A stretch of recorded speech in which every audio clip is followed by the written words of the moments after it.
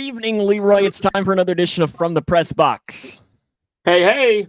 I tell you what, And- we need to come up with a better intro theme song, something that screams like Sam or something.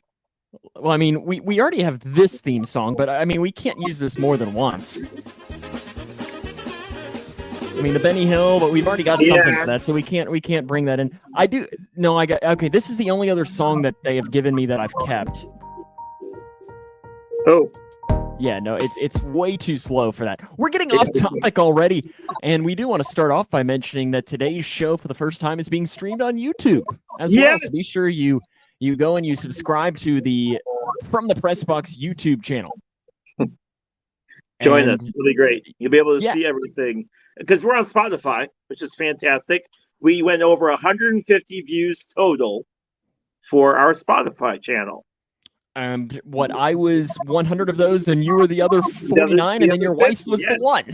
So we're gold with that. We've got a big show planned for you today. As I when I was messaging you earlier, Leroy, we are in this weird position of we still have a week until we can talk about college football preview, which is next week, and then the week after is NFL, and then pretty much every show for the next 6 months is taken because there'll be plenty of stuff to talk about between NFL, college sports, basketball, and so on.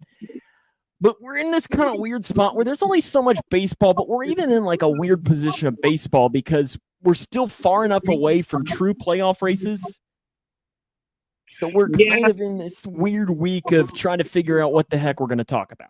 It's interesting because there's a series that the Cubs have coming up against the Brewers, and then there's a series against you guys that we have coming up, and those 7 to 10 games are going to be really, really big towards the NL Central. It's kind of interesting how, when in the grand scheme of things, when you finish looking at the season, a lot of it really can come down to 5 or 6 games going differently depending on it. It's just amazing because you look at a football season, it's 17 games, right? 10 games is a huge difference. 10 wins is a huge difference from 9 wins. 11 wins, different than 10 wins. Because it's football, you only play a certain amount of games. Baseball, it's well, come on, you play 162.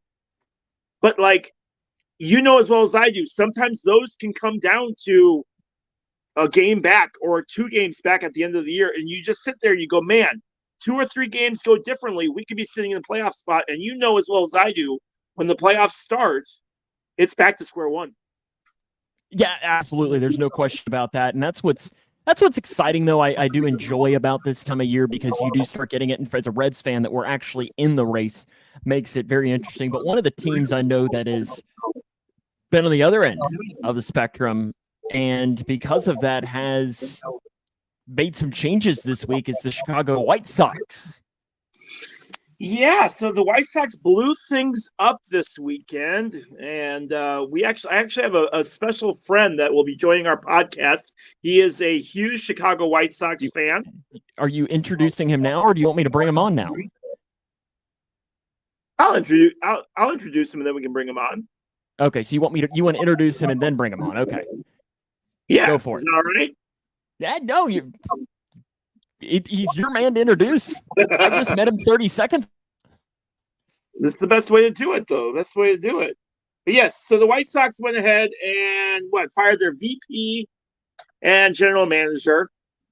They actually picked up a win today. They fired Vice President Ken Williams and GM Rick Hahn. Williams had been with the team for quite a while. Rick Hahn also as well. And so I have some friends, actually. I know that's a shock, but I do have some friends. And one of those guys works with me. He's in the production room. His name is Jacob Tome, and he's a huge diehard White Sox fan. He and I have been talking over the last weeks about the culture in the clubhouse and how things are going, and he joins us this evening. And we're excited to have Jacob with us. Jacob, glad to have you on the show, bud. Talk to us a little bit about the White Sox and what's going on with that. How are you doing this evening? I'm doing fantastic. Wish I wasn't talking in such a negative light about the White Sox, but they are absolutely pitiful. So, yeah. And see, the best part about this is I get to be like the mediator because Cubs versus White Sox, and I'm just the Reds fan over here that I'm just like woohoo, like yay, like it's going on. So I'll have to mediate you two, and luckily I can boot either one of you if you all start calling names or something like that.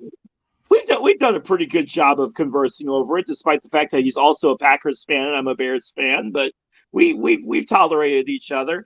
No, you guys have had a busy week with the White Sox. As far as the White Sox are concerned, Ken Williams has been with the team forever. Rick Hahn also been with the team a long time. There was talk earlier this season about a problem with culture. What have your thoughts been on the culture in the clubhouse? Has this been a this year thing, or has this been going on for a while? Well, I think it started, you look at the 2019 team, and that's really what bugs me, because that 2019 team was so fun. Rick Renteria was awesome as a manager, and then they canned him for Jerry's best friend that he fired a long time ago and brought in Tony La Russa, and that messed up the entire chemistry of the Chicago White Sox. You look at how fun they were to watch in 2019, and they weren't a fantastic team, weren't a playoff team, but you look at how fun they were, and then you look at now and how pitiful they are to watch. I haven't watched a Sox game in 2 weeks because they are awful. There's no fun in the team. The clubhouse is gone. They care more about the names on the back of their jerseys than they do about the team on the front of it. And that's just the hard, cold truth about the Chicago White Sox this year. And it's going to be an interesting year, see what they do. But I mean, this is a total loss clause. If you look into the future, it's a very dark, bleak future. I mean, it's going to be a long road ahead before the White Sox are contenders again. And what I wanted to do here is take this as really kind of a step back, because there are a lot of teams kind of in this same realm. And in a lot of ways, the Yankees are kind of like that too, where they're in this weird period of, do we start firing everybody? And the White Sox went ahead and did that. And I know, Leroy, when we were talking earlier, you kind of wanted to bring up the topic of, does it matter that they fired the GM now, or does that make you feel better as a fan, or is it really one of those things that in the long run is not going to mean a thing? Yeah, it was a really fun 12 hours after they fired Rick Hahn and Ken Williams, because we all looked forward to it. And then this morning, I think it got worse. I would have rather had Rick Hahn and Ken Williams than what we have now. I mean, looking forward, it looks very bleak. I don't trust Chris Getz, and we can get into that later. But I'm surprised Jerry did it. I will say that. I really thought he was going to wait till the end of the year. It doesn't seem like Jerry to do it in the middle of the season, but he did it. He pulled the screen, and now we'll see what happens. I'm kind of interested by the decision to let them do the trade deadline, and then pull the can after the trade deadline. But I would assume that both Ken and Rick knew this was coming for a while. There's rumors now that Rick wanted out a few times and Jerry wouldn't let him leave. So, there's going to be a lot of stuff that comes out of this in the future about what this situation was. But as of right now, I am surprised that they did it at this point. Don't know why they took this long, but that's the situation.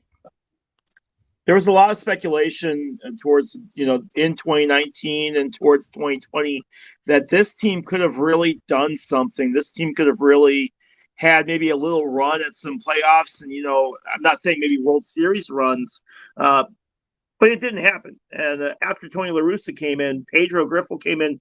Pedro was kind of, I wouldn't say a lame duck, but do you feel that Pedro's hands were tied all season long by upper management? Is this something where he really didn't have control of his clubhouse? Because we on the north side, we've seen stuff where it felt like Joe Madden really had his hands tied by the Ricketts, by upper management. Is this a situation where it felt like Griffel had his hands tied by the GM and by the VP and Reinsdorf? I think it's more, if anybody's going to control the team, it's going to be Jerry. But really, I think, Pedro was such a weird hire. Obviously, I didn't like hiring from a loser organization, aka the Royals. No offense to the Royals fans, we're not much better. But you look at hiring from them and a first-time manager walking into that locker room, and now what we know now about that locker room situation, it got bleak really quickly. And you look, I think one part that's really overlooked in this whole situation is Jose Abreu leaving. I think Jose Abreu had a huge hold on that locker room, and once he left, that was their leadership. They don't have leadership in that locker room anymore, and Jose Abreu was that. So I don't think Pedro was a strong enough manager, especially not in his first year, to overcome that adversity. But you're seeing it now with just how fast it has all come to a crumbling crawl. One of the things that's interesting too with the White Sox and the step back that came out this week, and I think it's where baseball is heading. I don't know if it's over the next 5 years, 10 years, 20 years, and it's for the White Sox, it's dealing with relocation. And in baseball, when you take the next step, it's, are we going to have expansion? Like, are we going to have new baseball teams that'll pop up? And I know that for Chicago, one of the cities that popped up there for the White Sox was moving potentially to Nashville. And I guess just taking a step back really for both of you is, I think we will see teams in these cities. But I think the question is 5 years, 10 years, 20 years, 30 years, how soon are we? And are the White Sox really in danger of moving? You know, it's an interesting ploy. I don't know if Jerry's going to do it. I think, there's already a board, I believe, for Nashville expansion team. So if I think they're going to get a team, I don't think it'll be the White Sox. I don't see the White Sox moving. And one thing Jerry has complained about is attendance numbers. Well, they canceled Sox Fest this year. They've put a horrible product on the field. They're 49 and whatever. And they've raised prices. And so I think the combination of all those things has turned off a lot of Sox fans. And I know a lot of Sox fans aren't going to be renewing tickets or season tickets for next year. So if Jerry wants to blame attendance, that's fine. But I think a lot of attendance issues have to be blamed on Jerry Reinsdorf. It seems to be a wash, rinse, repeat cycle, not just with the White Sox. We could talk all day about with the White Sox, but this seems to be a wash, rinse, repeat for all of Chicago, where we really run into these issues where we can't get rid of the people that we've had. They're bringing back Tony La Russa as a what was that, special advisor, as a guide, as a counselor. Is he okay? He looked that rough. Picture. Ooh, he looked awful. He looks very rough. And again, there was talk when he was still the manager that he was drinking, and some of it was obviously social media BS. But you wonder how much of that was actually true on how much he was battling and what he was going through in his personal life. And of course, the health scares that he had. But why do you think it is that, and even with the connections with Kansas City, this has been going on for a while. You and I, Jake, talked a little bit this morning about how much of a connection for some reason Jerry has with Kansas City. And once again, it just feels that they're not getting any new blood in. All they're doing is bringing in the same people that ran them into the ground the first time. Do Whites, I mean, you're on the forums, you're on the boards. What are people saying? What are you saying about the fact that they can't bring anybody new in to take care of this team? I think there was an interesting discussion because it hasn't been officially said. I believe now it has, but earlier it hasn't been officially said that Chris Getz was hired as general manager. Now I think it's official, but not officially announced by the White Sox. But anyway, we all as a collective of White Sox fans knew that it was true because it was the expected move. It was the easy move. It was Jerry's just way of doing things. He doesn't move on.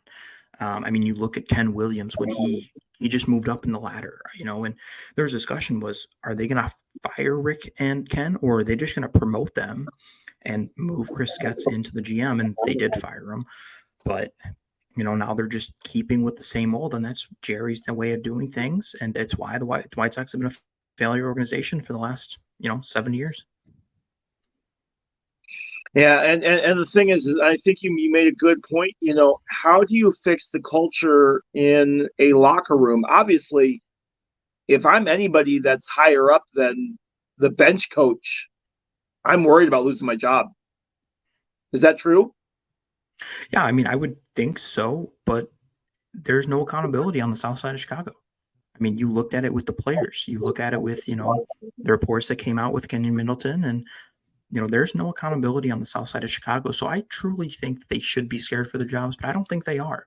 I think they know that they're safe because they won't do anything. It took them forever to fire Ken Williams. The team hasn't been good for a while, and it took them a while to fire Rick Hahn. It takes so much failure for this team to move on that I don't know if there is any, scare or fear in, anybody on the team. All right, Sam, guys.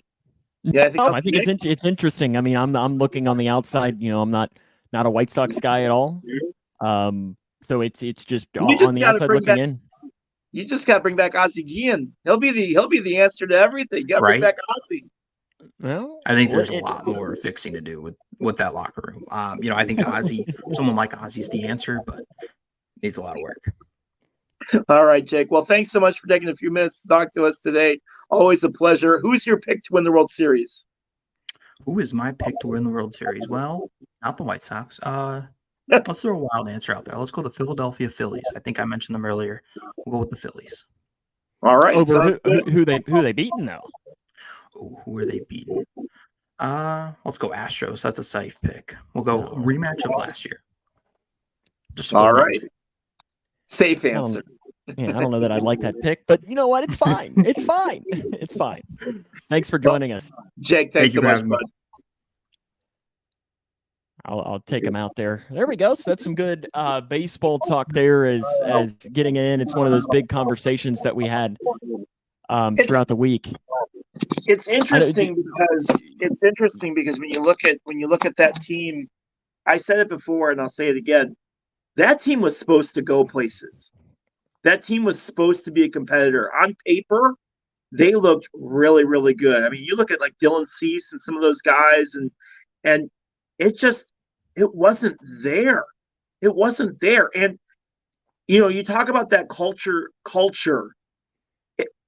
If your manager has lost the locker room, and you know this as well as I do, Sam, because we've seen some horrible Cubs, we've seen some horrible Reds teams where that they're just out there collecting paycheck. They're not out there having fun. And as a fan, it's exhausting to watch those kind of games on TV. It's exhausting to go in person to support the team. And I think you see that right now with the White Sox. I know I asked you about the expansion thing, but how soon are we to expansion in Major League Baseball? I say 5 years. Manfred, I am not a fan of Manfred. I've never been a fan of him. Here. I want to take a time out on that. 2 cities. Which 2 is it? Nashville and Charlotte, with Portland right behind. Mexico City. Yeah, but I think they stay America for a while. But all Chicago. four of those are really good. I mean, Milwaukee's talked about moving. What about Chicago? Will they finally get a major league team?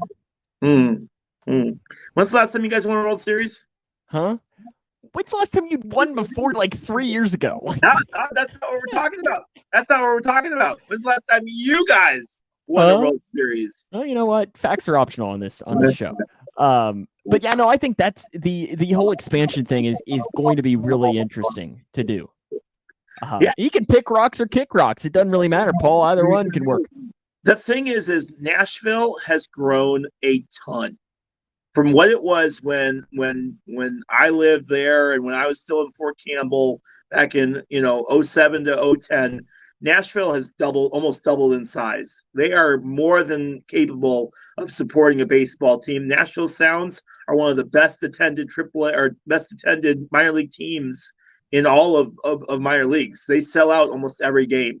And I think that city is more than willing to support a baseball team. You know my opinions on Nashville, so I won't do it. There is not a more overrated city in the history of the world than Nashville, Tennessee. Easy, Rupp. Is your computer, because we're getting some real bad echo on your end? Yeah, so I'm not sure if your computer is. Let me log out. Okay, Leroy will pop out. Well, he's actually going to pop out and just leave it on mute here as we're going to continue to have these next couple of seconds before it rolls along. Leroy, his computer decided that it wanted to restart an update right before the show, so we got started a couple of minutes late, and he was starting on his phone, and I'm not sure if the echo was popping up on your end at home, but it was popping up on my end, so hopefully Leroy jumping onto his computer will make things sound a whole heck of a lot better here. Coming up, though, on the show, we're going to talk a little bit about NFL preseason. One of my questions to Leroy in our Play Clock segment last week was about how NFL teams should handle the preseason, and especially with the final game of the preseason. I think it's very interesting on how these teams are going to decide to do it, whether they want to go all the way in or what. As we'll try to add Leroy back. Let's try this. Sorry about that. Oh my goodness, it sounds so much better. Yeah, sorry about that. No, yeah, it sounded like I'm not like it was echo, but it almost sounded like you were under the sea. Like like you could understand it, but when you were talking, it was fine. But when I would talk or when Jacob would talk, it got a little crazy. Paul asks the question right now here, asks, in a standard league, are you taking Christian McCaffrey or Austin Eckler? I think since it's not a PPR, I might lean towards Eckler. If it's PPR, I'm going C-Mac all the way. So I will take Eckler only because I've been burned by CMC way too many times. And CMC was the reason I won the Jungle League last year. Yep. So I kept him 2 years ago, and he got hurt. And then I got him last year and traded him.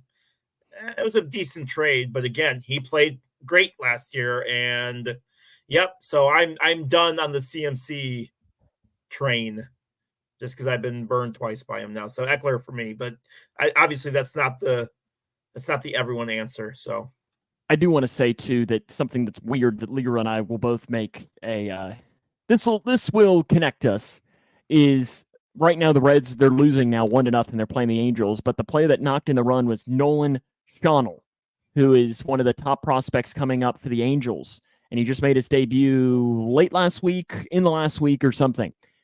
In April, he was playing for Florida Atlantic at Western Kentucky University. And now he's in the major leagues playing against the Reds. And it's just wild to think that he was playing at the Nick a couple of weeks ago, and now he's playing at good old WK in the major leagues. Just wild. When he got his first hit, did you guys throw it into the stands? Pete Alonso.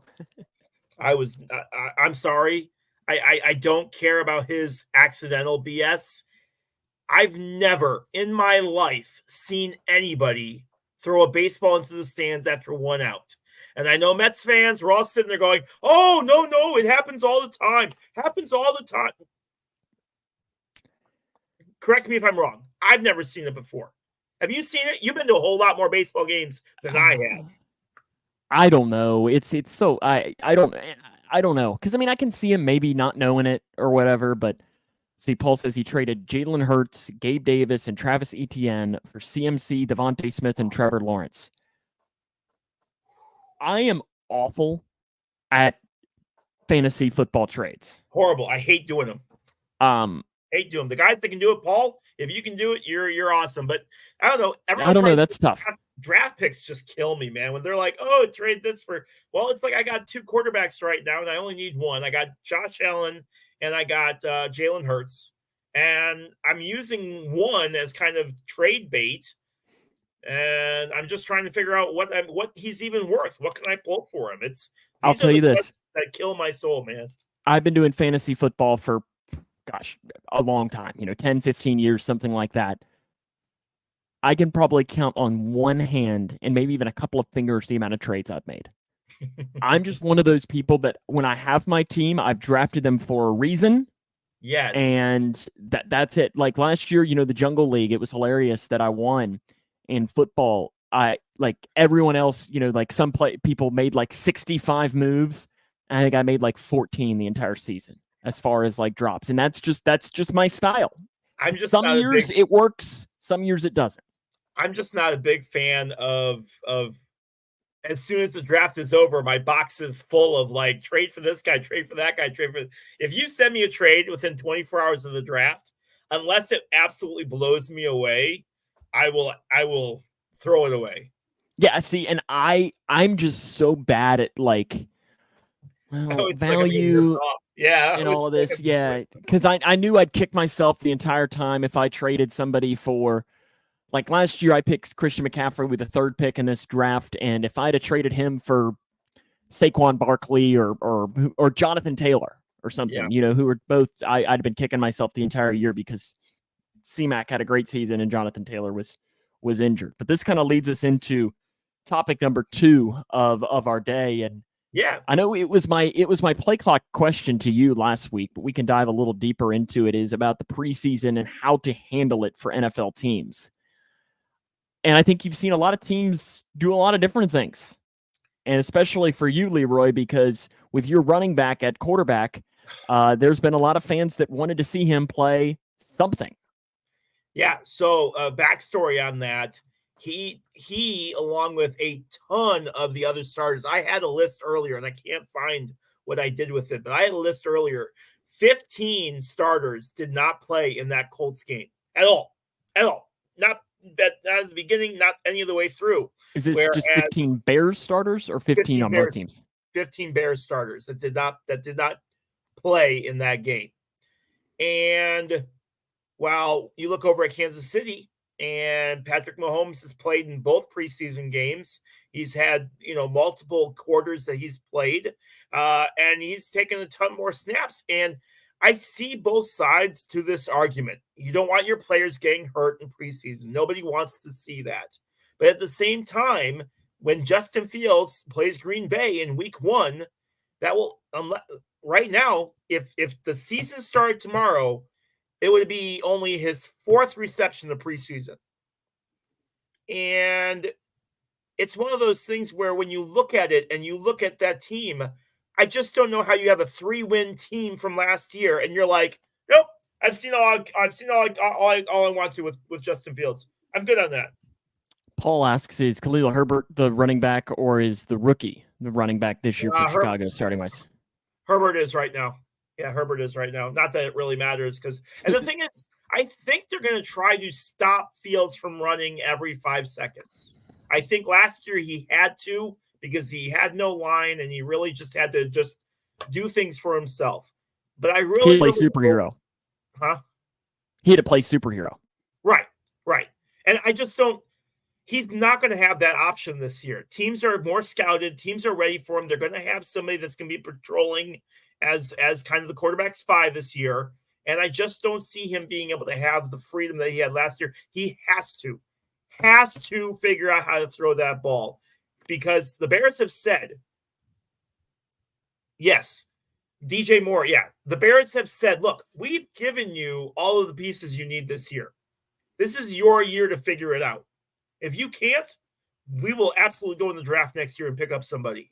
But I'm not a big fan of resting your starters for whole games without even giving them one quarter, giving them something. I don't want to go into week 1 and think my quarterback has only thrown 10 passes in preseason. I don't care how good of a camp you had. I don't. I want to see something in preseason. I'll put it this way. You know how many snaps Joe Burrow has taken in the past 2 preseasons? And I was going to ask you, what has Joe Burrow done? In the past 2 preseasons, he has taken 3 snaps in the preseason. And in the last 2 years, the Bengals have lost in the Super Bowl and lost in the AFC Championship. Now, look, I am by no means... Well, see, and right now he's dealing with a calf injury. And here's my philosophy, is with guys... Now, and this is not me trying to crap on Justin Fields, but Justin Fields and Joe Burrow don't deserve to talk about in the same sentence. They don't. And I know you are a smart enough fan to admit that. But here's my philosophy is I don't think Justin Fields has earned this respect from his coach. But Joe Burrow has. And if I'm Zach Taylor, the head coach for the Bengals, I go, hey, Joe, how many snaps do you need? Yeah. And if Joe says, I want to play a quarter, then you say, okay.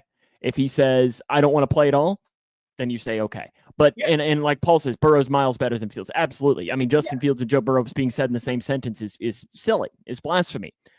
But there is some truth, is it's like some of these younger quarterbacks need that experience.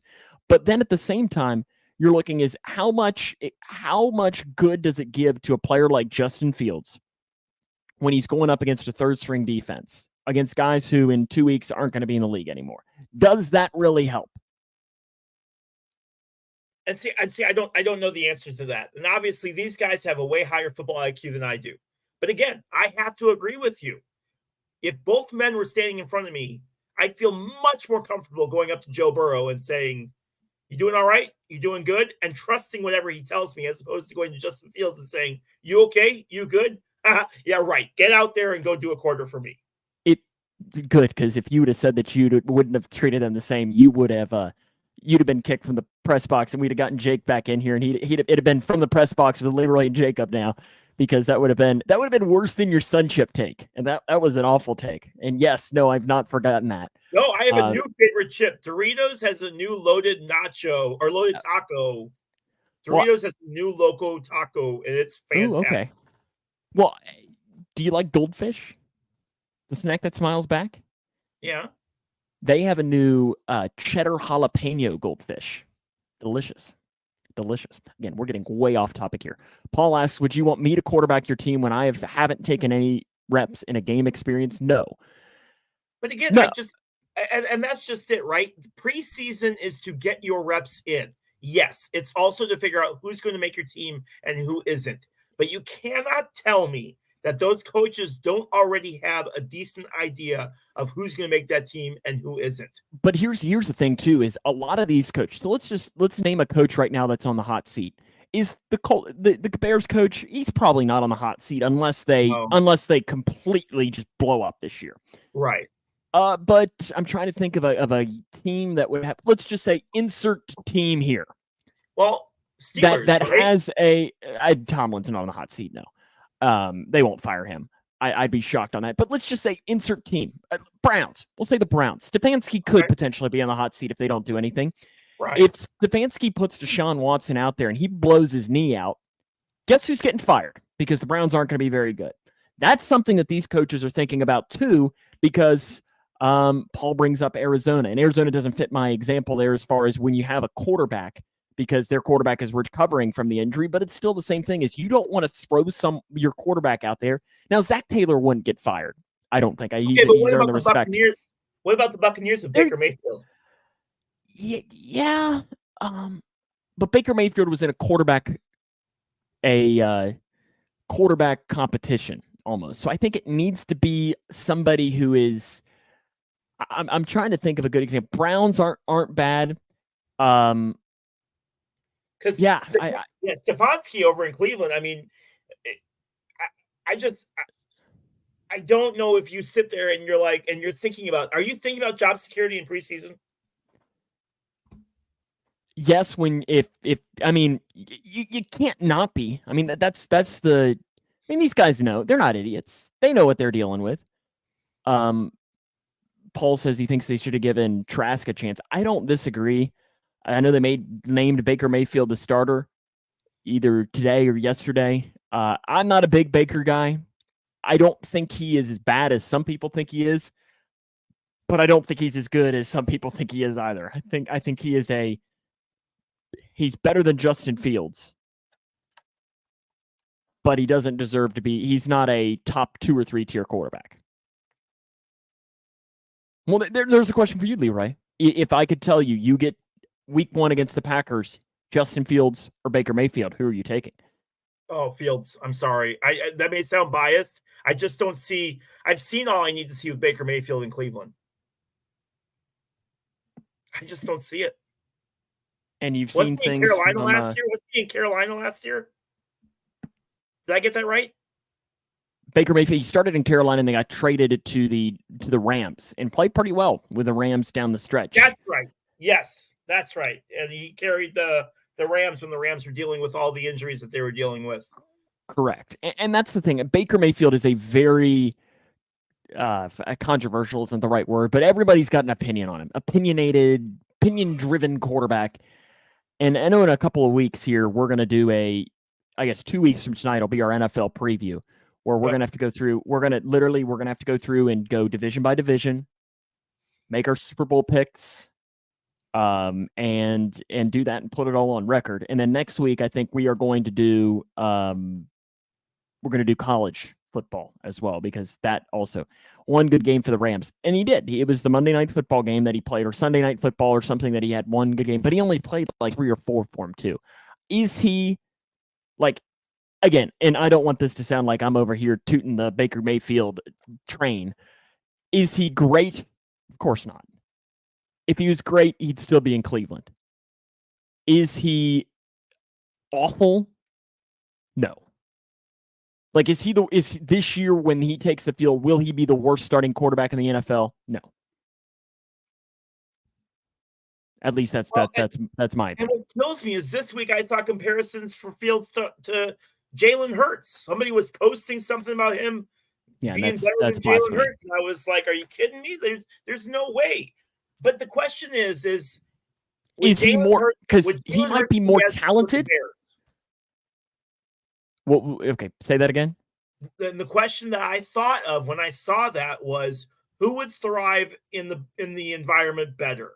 Would Jalen Hurts thrive in Chicago better than Justin Fields? And would Justin Fields have taken Philadelphia farther than what Jalen Hurts did? Well, that would Justin Fields have won the Super Bowl? Of course not.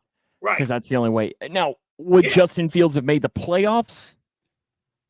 With I'm that gonna Eagles say team? yes, because I think that supporting cast for the Eagles is good. Like, great defense, good offensive lines, good weapons. But yeah, no, Jalen Hurts I'd take over Justin Fields every day of the week. And again, I'm just like you. I'm not on the whole Justin Fields is my superhero who's going to come in and save the Bears. But you're not Mike Williams. Right. I'm not going to sit there. I think the thing is if he throws 3,000 yards this season, Bears fans will lose their minds. If they win 8 games and he throws 3,000 yards, Bears fans would lose their mind. I mean, yeah, and I think the throwing is the biggest thing with Fields is how much can he throw, and for Bears fans, that's your question this year, because as you've mentioned a lot of these past couple of months is in the NFL now you get 2 years to be a starting quarterback. You get 2 years, and if not, you're gone, because you can usually tell. And this is his year. And with next year's quarterback draft, when you look at the guys that are coming in, and Pace has no connection to, not Pace. I couldn't even tell you who the Bears GM is. Oh, I'm going to cheat. Mike, or I'm going to cheat. Paul, help me out. I'm going to cheat. Why does Paul know the Bears GM is? It's Paul, man. I mean, Paul might know who the Bears GM is, but that's not Poles. So yeah. So if Poles sees something here, right, and he's like, you know what, this isn't working. Fields isn't even Poles' quarterback. Pace was the one who drafted Fields. So there's no connection there. There's nothing there. Sorry, bud. I didn't mean to put you on the spot. I was going to say, it's not like, I mean, can you name the Bengals GM? No. But no, I just think it's one of those things where there's no allegiance there. It won't take much for Poles to go, you know what? I want to go with my pick. I've had everybody else in this system come from me. I want my own quarterback. And it would be nothing to either try to trade for a couple draft picks or just freaking cut him loose. Somebody's going to pick him up. Someone's going to pick him up. It'll be very interesting to watch here over these next couple of weeks to see how it'll continue to evolve. But I hate to close off, but I'm hearing this. It's coming in the background. So, but again, I know you're going to play the music. Are you a fan of playing or not playing in preseason? I think it depends. It just depends on the team. Yeah, I think overall, I say don't play. You make too much money. There's too much to lose. Anthony Richardson bust. Trevor Simeon's going to be your leader, right? No, he won't even make the team. and that's not me crapping. No, I don't think he's going to make the team. I think he'll get cut. Anthony Richardson will be a bust. I'm saying that too. What are you saying, boomer bust on Anthony Richardson? Me? Yes, you. Oh, I don't think he's going to be a bust. I don't think. Okay. Heart. He has heart, but will that carry him? I don't know. It's time for Leroy's Logos. If you've never joined us for this segment, Leroy will be given 3 logos. I had a good week last week. You did. You've been on fire recently. You've been playing well. He'll have 3 logos. He'll have to tell us what the logo is from the college, and then of the 3, there is a theme between it. Leroy right now is hitting 390 on his logos and themes. Paul, So you we got missed your you last week, man. We missed you last week, Paul. yes, Paul did. The last time he watched, he did do good. He got the theme of NFL teams was the theme last week, and baseball teams was the theme last week as well. Leroy, you got the comments turned off, so Paul can play along. So you don't. Off. Yep, comments are turned off. All right. Would you like door number 1, 2, or 3? 1. He's going to take door number 1. Door number 1. There it is. Door numero uno.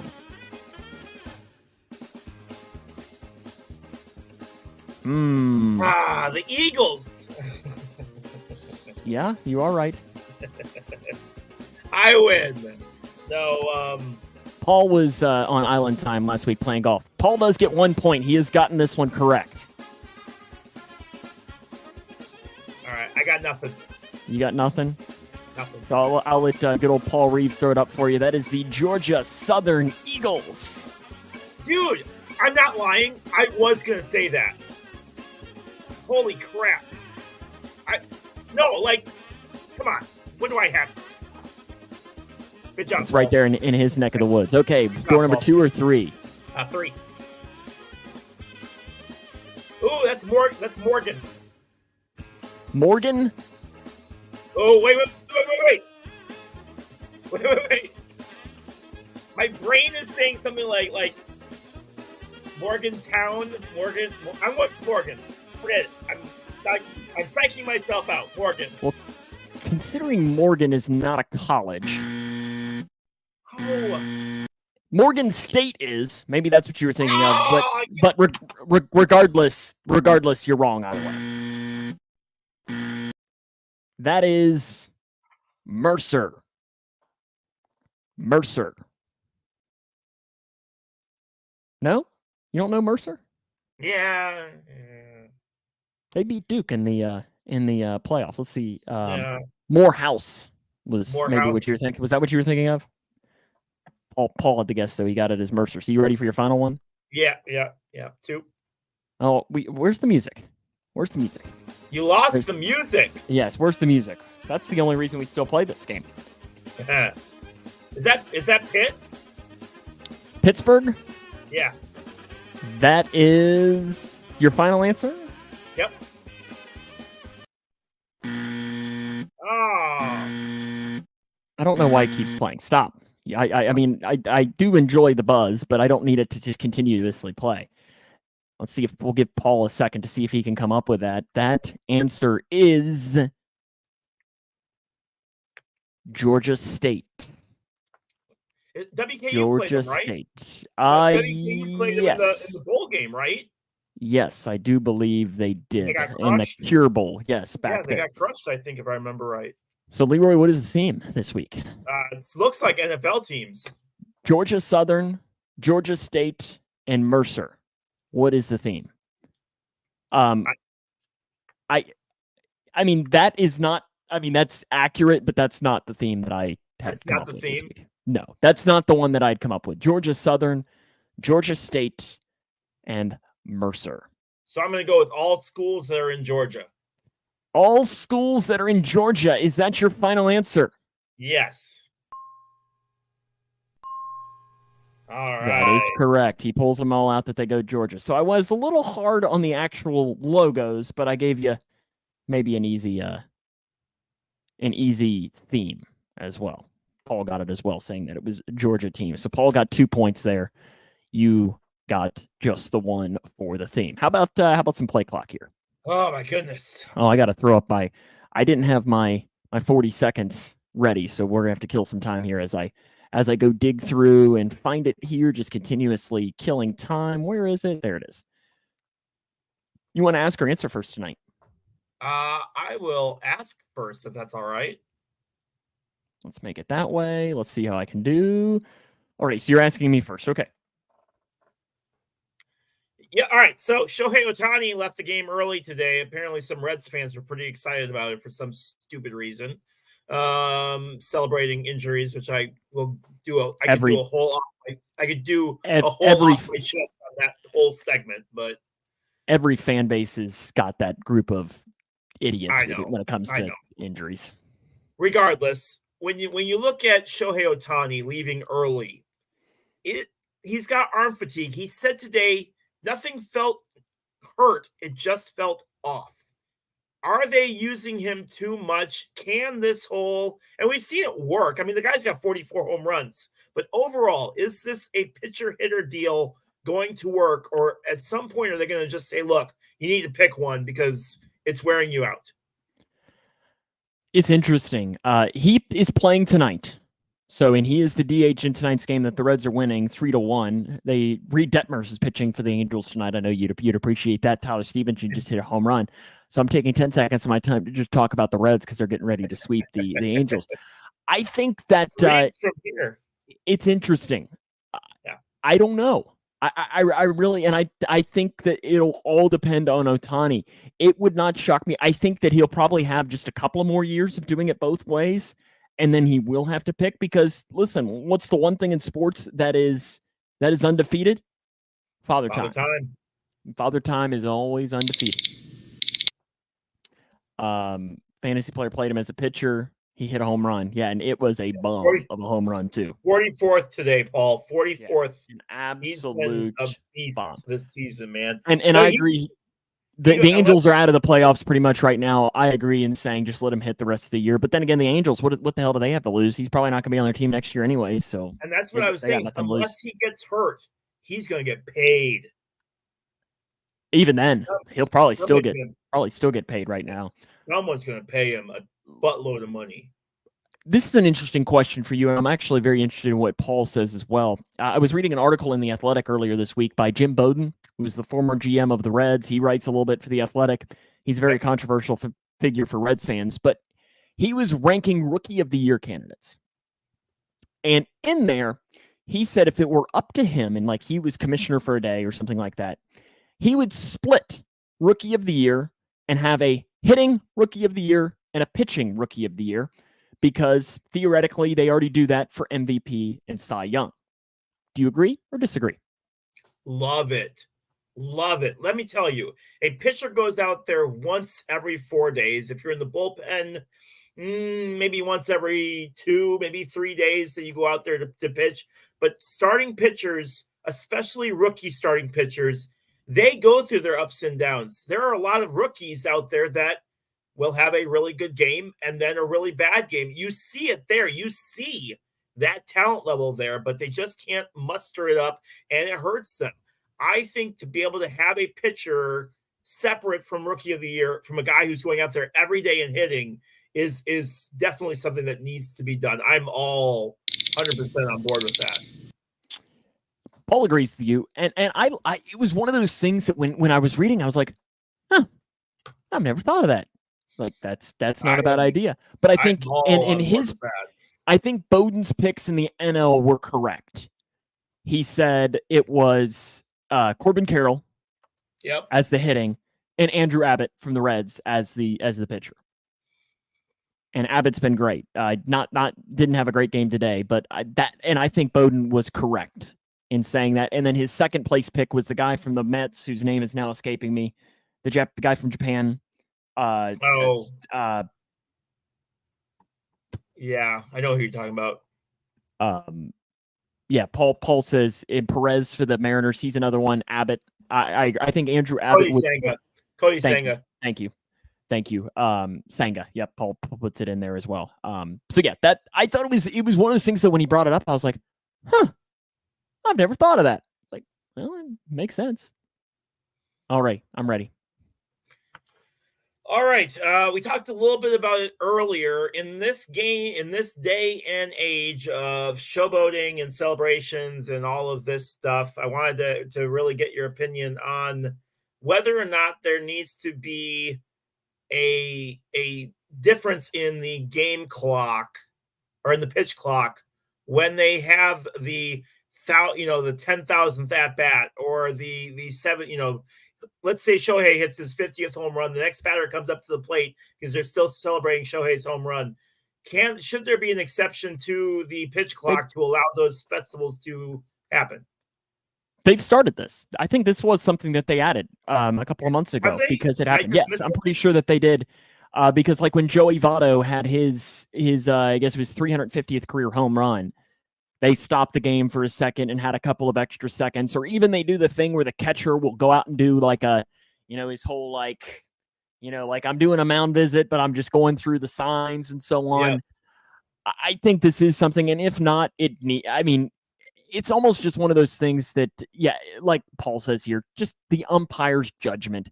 Because there are some guys that have earned that right. Now, if it's just the, Leroy Clamola gets up there and has his 33rd career home run, no. What are we going to do? But if it's a milestone moment. First base hit or something. Yeah, and even then, I don't know. It's doing it. Okay. You ready for my final question here? Yeah. I have a prop for this. So I'm agree, gonna go full screen on me here so I can. You got a prop? So you can read my prop, because I'm not sure how to feel about this. Sam's bringing it up into the 23rd century. I think I do this here. Okay, so I'm now full screen, Leroy. I'll bring you back on again. So last Thursday, I go out to the mailbox and open it up, and very rarely I get anything other than, your bills or something like that. Right. And I open it up and I see and get this in the mail. And I'm not entirely sure how I should feel about it. Oh my gosh. God. If you can't read, it says your member benefits are moments away from the AARP. And apparently I can reply today and get this free cooler if I join the AARP. So Leroy, I ask you, how the hell should that make me feel? I haven't even gotten an AARP thing yet. You are a stud. I'm 26 years old. Did Button sign you up for that? Is this something? Oh, maybe you talked about it and now it's all like biting you in the butt. No, that's fantastic, Sam. You should really go get your cooler, and then you can take it to all the Bengals games and you go for tailgating before all the Bengals games start. That's impressive. I am pretty stoked with you getting that. That's nice. I like it. Let's be real. You're a whole hell of a lot closer to the AARP than I am. I absolutely. I'll be 41 in a couple weeks. So yeah, I get it completely. Early retirement does Medicare. Christy gets Medicare stuff. Yeah, it does. But it says here today, reply today. Is this podcast to get you millions? Free grab and go cooler. It's perfect for picnics, gatherings, or road trips. Ideal height for tall bottles and snacking cans. I don't know I guess Pringles, is what they're talking about there. Or containers. Insulated liner keeps food and drinks warm or cold. $12 for 1 year. $30 for 3 years. $45 for 5 years. I just want my cooler. But it says, AARP.org/welcome50. So Paul, you're not a day over 30, bud. You're not a day over 30, my friend. So I wasn't sure how I should feel about that. I've had that ready now. As you a question. Embrace it. Embrace your old age, man. Does that mean I can retire? Your goddaughter start like second grade or something like that? It's all old people drinking 40 ounces. Yep. Leroy's going to be 65 drinking tall boy sitting on his bench. Complaining about the bat flips and conference realignments and so on. Eating some garden salsa sun chips. Playing NASCAR 35 and complaining about the fact that there's still no IndyCar game. Off my chest, I kind of have one. Let's hear it. And again, this is the segment where Leroy and I get to complain at the world. Yeah, garden salsa. That's what he is. He likes the garden salsa sun chips. No, they are the worst. My new chip is... You still said you like it. You still said you like it. And you're the only person I've ever met that what was the new chip?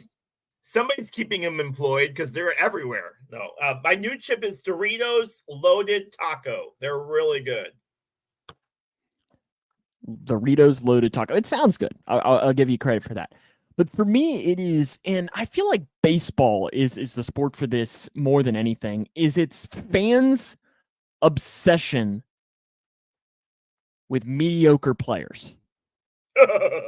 Like Joey Votto. And the show is now just one. As Leroy is off the show, in fact, I could just kick him completely for the studio. It's the old people on ARP keeping them in business on the Sun Chips. No, but it's the players that are like, honestly, here's a great example is for the Cubs released this week, Tucker Barnhart. Yeah. And they designated him for assignment. Reds fans loved Tucker Barnhart. Tucker Barnhart, good defensive catcher. Not a great hitter. Not a great hitter. Never really has been. And immediately the posts were popping up. Oh, bring him back. He's so much better than what we have. No, he's not. Is he though? He's not. Like, and it's the obsession with players like that. And I know this is not just a Cincinnati Reds thing. I'm sure that you could name 3 or 4 Cubs over the years that, if we're being honest, really aren't that good, but they played hard or they were nice in the media or something like that. And just because of that, fans were so entrenched in everything that they did, when in all seriousness, they really just aren't that good. Oh. And I've been saving this for it, but then you look on the other side, and for Reds fans, they'll love Tucker Barnhart, talk it up, and then that same person 5 minutes later will crap on Joey Votto, who's the greatest first baseman in Cincinnati Reds history. Yeah, and it's just like what? But you want Tucker Barnhart, who yes has 2 Gold Gloves, but that's it. And listen, I love Tucker Barnhart, big fan. I would have a beer with him any day of the week. He seems like he's a super nice guy, good, down to earth. He had some great years catching. He's fun to watch. But at some point, we just got to move on from mediocrity. Good teams don't have these mediocre players on their team. Or if they do, they're in limited roles. I saw you guys picked up Trey Mancini today. And then... And you have people in on that realm. It's like people... It's like they signed him to a minor league deal. It's like that is taking the hope that he returns to what he was for the Orioles a couple of years ago. And listen, what's he getting paid? Probably a bucket of balls and a piece of fried chicken. Like, he's not getting paid anything. So you're just rolling the dice that he might turn back into something. What do you got to lose? Well, and Christy's not going to like my response to this, but Javi Baez is a very good example of that. Javi Baez really, after 2016, was not the same person, and even went through 2016, let's be real, where he had moments where at the plate you just kind of went, I've had better swings on the show, man. Like, that is awful. And you've seen it now. There is no such thing as a strike zone to Javier Baez. No, and you've seen it now on I mean, they make fun of it. Like, the catchers are setting up. Like, if I'm the pitcher's box, right? They're setting up like right here. I know. I'm sorry. I know how you feel about him. And like Sam said, I would love to hang out with him and play catch with him and have a 45-minute conversation with him. But I owe Jed Hoyer the biggest apology ever, because every single one of those players from the core fell off after 2016. And after they got rid of them, after they went to the big summer where they traded all of them away, and you look at their advanced stats, you look at their WRC, you look at all of their WAR, everything that they have, it's all low. Chris Bryant, always hurt. Wilson Contreras has been awful with the Cardinals this year, to the point because Cubs are hitting him with bats. He and Hap are friends. Come on. But again, you look at all those players, and they've all either got hurt or they've digressed a ton. And it just wasn't meant to be. And again, like you said, this isn't just a Reds or a Cubs problem. People get obsessed with players. It's really weird. And it's not just, I don't even think it's a baseball thing. No. There are some players on the Blackhawks and the Bears that I love that no one else does, you know? Well, and then it's at the same thing. And then you have guys who are solid that for some reason people hate. Andy Dalton was a great example of that for Bengals fans. Bengals fans, for whatever reason, always ripped on Andy Dalton for, in all seriousness, really no long reason in the long run. I see your Paul tells a story about Charlie Colwood, and they bring him up, send him down, and so on, and they sent him down on the day his father was supposed to throw out the first pitch and let Michael Harris's dad do it. That I remember reading that. Awkward story. Yeah. Awkward story for sure. Yeah. But the love affair with average players and the hating of the players that bust their butt, and you see them working. You see them out there putting in the hard work, and it's showing. And like, well, he'll have a day where he'll go 1 for 4 or God forbid 0 for 4. That's it. Get rid of him. He's awful. Shouldn't even be starting. How about lineup questions? I know you are big with the Reds group. We have lineup questions every day. The Cubs are 40-24 since they were 10 games under 500. And yet I read Fire Ross on a regular basis. It is insane. And you talked about this last week, Sam, the armchair managers who think that they can set a better lineup than these guys when it comes to it, and that th're sitting at home. Well, why are you batting half third? Why are you doing this? Why are you doing that? They're 40-24 since they were 10 games under 500. This is the 5th best team in baseball since the All-Star break. No, you guys can definitely do a better job at home. Absolutely. What were we thinking? Oh yeah, you're preaching to the choir there. I'm not gonna. I know I am. I'm not gonna disagree with you whatsoever when it comes to that. Do we have drivers tonight or no because of your computer? We do. Okay. Well, I guess it's that time in the program. It's that time. Well, maybe we do. Hold on, let me see. Because I know we are getting. Actually, it's a lot later than I thought. Well, we actually had a really good. You know what we have? You know what? While we're talking about it, what am I forgetting? We're forgetting about the most important thing. How we got so busy talking about the White Sox that we haven't even mentioned the Tobacco Bowl yet, Leroy. Oh, I know. The Tobacco Bowl was last week. We've had a busy show. I can't even. Well, okay. Well, then we'll do your drivers, and then we'll close it out with the pick contest because we got to make sure that we do this. I knew I was forgetting something. I've been sitting here looking at my. Okay, let's do our drivers, and then we got to make sure that we do the picks. And then I have a proposal for you on this that I didn't bring up to you ahead of time, but we can bring it up on air because what is producing on air? That's what this show's about, right? Yeah. Okay. In fact, I'm going to get rid of this. Yep. Paul says, who won? You all got to make picks, right? Yep. It's going to come up here in a few minutes after I fail at Leroy's drivers. I did appreciate Natalie Decker too. I'd never heard of her before. She's fantastic. She's going to be really, really good. All right. Well, we're just going to do it this way because I can't get it to work the other way. So I got it. Here you go. Maybe. Okay. Oh, nope. I don't want it that way. I was going to say there ain't no way. And okay, I'm going to need to make this bigger here. Okay. Can you see it? Oh my goodness. Yes. What does it say here? I'm just going to say that's an F1 driver. Correct. Look at that. Correct. That's Logan Sargent. He's the only American racing in F1. Interesting. I wouldn't have told you that, but okay. Hit me up with my. Are you just going to be able to scroll? Yep, that's all we're doing tonight. Tonight's a little bit different than normal. This guy looks like he'd be the villain in a race in a movie about racing, but he's a NASCAR driver. He is not. He is an IndyCar driver. In fact, just announced today that he is switching from a really, really good team to a different team. He's switching from Chip Ganassi to Andretti Racing. Made big headlines today. Mm. All right. And what are we? Whoa! What is coming up on the? Let's. No, it's. I'm gonna pull you off. I'm sorry. It's. Whoa! No, Whoa! It was a meme. I'm worse at this than Leroy is at logos, Paul. I know it. All right, last one. Here we go. Let me get this all set up. Am I okay to pull it up on screen now? Yes, you are.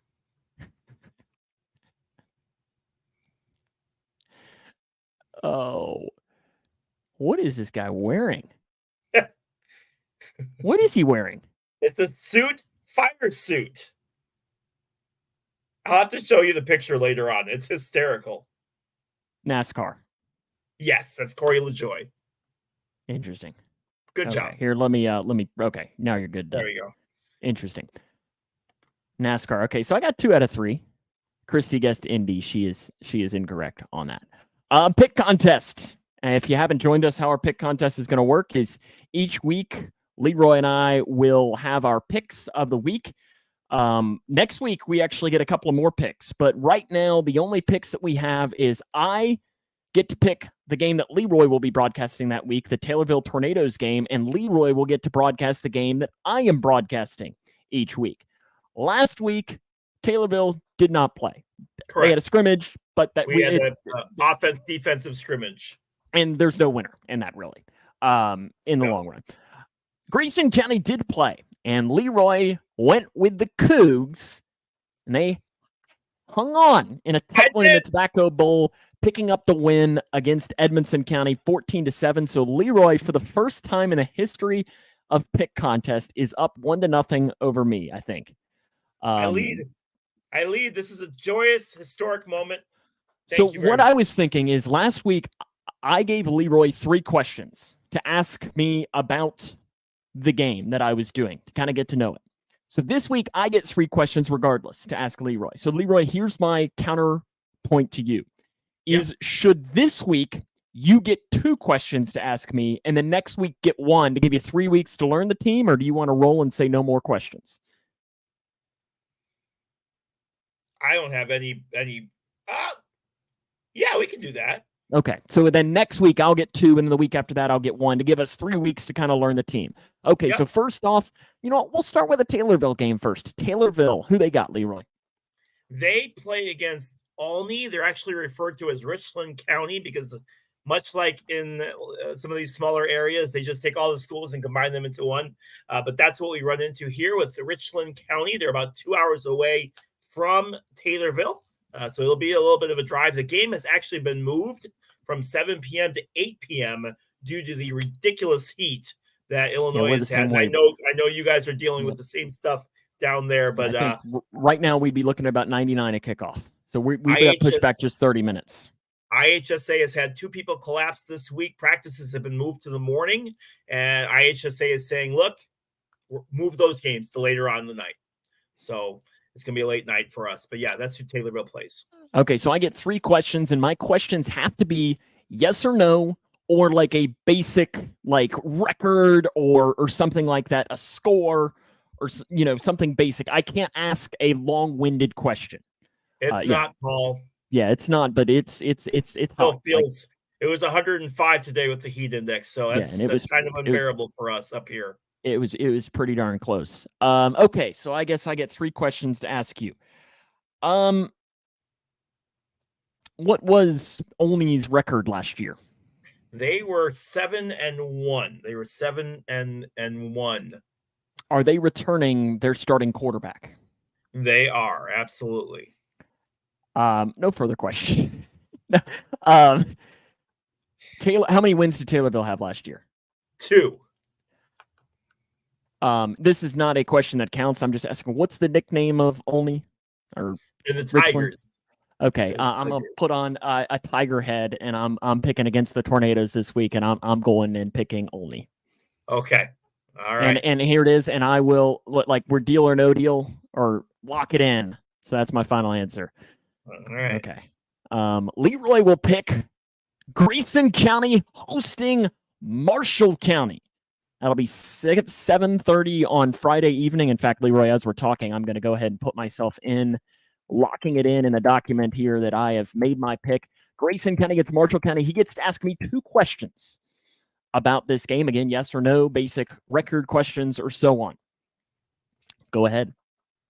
All right. Did your quarterback do more rushing, or did your quarterback do more handoffs or more passes in the game?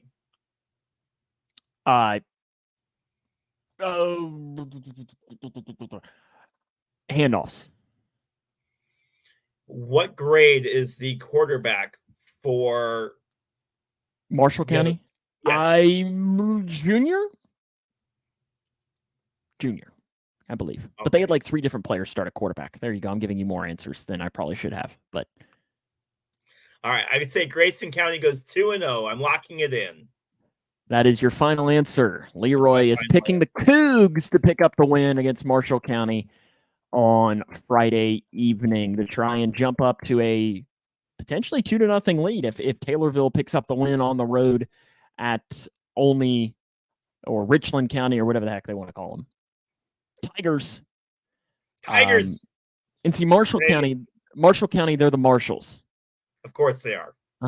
Because, we just need enough Marshals. We'll be back next week. College football preview. What more pick? In fact, we get to open it up and looking at our pick contest next week. We get we'll each have multiple picks. Full slate. Yeah, not quite full slate until next week because we don't have the NFL games. Oh, you're right. Yeah. So, we'll have a full college slate. So we'll both have the opportunity to gain 8 points next week. Plays Sunday. Do they? They will. So you've got like Northwestern at Rutgers, Kentucky, Ball State, Western, and South Florida, and then Leroy and I will each get to pick a college game. Paul, appreciate you tuning in as always. We really appreciate you joining us. It's been a pleasure too. Christy and I are going to be at WWT Raceway this weekend. It's the IndyCar race in St. Louis. You're good. You're good. I'm not going to take the 40 seconds. I'm just saying that we're going to be in St. Louis this weekend watching the IndyCar race. So if you see a short little guy wearing an orange shirt and an orange hat, most likely it's me. Goat-looking man, right? Goat-looking man. That's that was Caleb's line, I believe. Yeah, it was. Goat man running around campus. I don't have any fantasy football drafts. We're waiting on. I know Mike Roberts has been a little bit under the weather. He's been in the hospital in our league, so we're waiting for him to get out before we do our draft in the Jungle League. My draft is tomorrow night for one of my leagues is tomorrow night. I've been trying to cut down on the leagues I'm in, but I have one tomorrow night. I only have my one. I was offered a couple more, but I just realized that I like having one because then I can go all in on it. One tomorrow, half a point PPR. Paul does. Good luck. Tomorrow's a keeper league for me. I've never done a keeper league. I was offered this year to do a guillotine league, which, do you know what that is? No, what is that? So what happens is there are X amount of teams in the league. It's like 16. You do the draft at the beginning of the year, and I think everybody plays everybody. So it's like 16 all, and one team gets eliminated every week, and then all of their players, it's either like bid on or through waiver wires. So then at the end of the year, you've just got two teams that are stacked going against one another. I've never done it. I was offered to do one, but I feel like it would take too much work. If you lose out, you are out if you have the lowest points. Yeah. Okay. So, and I would also be mad if I got knocked out the first week, because then I'm like, well, what do I do now? Because I'm that kind of guy. I'm a sore loser. Yeah. That'll wrap us up though for this week. It's been a pleasure as always. Guys. Check us out on Spotify and YouTube, and hit that like and subscribe. No, I'm just kidding. I don't care about it. But yeah, thanks for watching. Yes, we do care about it. Subscribe to us on YouTube and rewatch the broadcast that way. Appreciate you tuning in, though.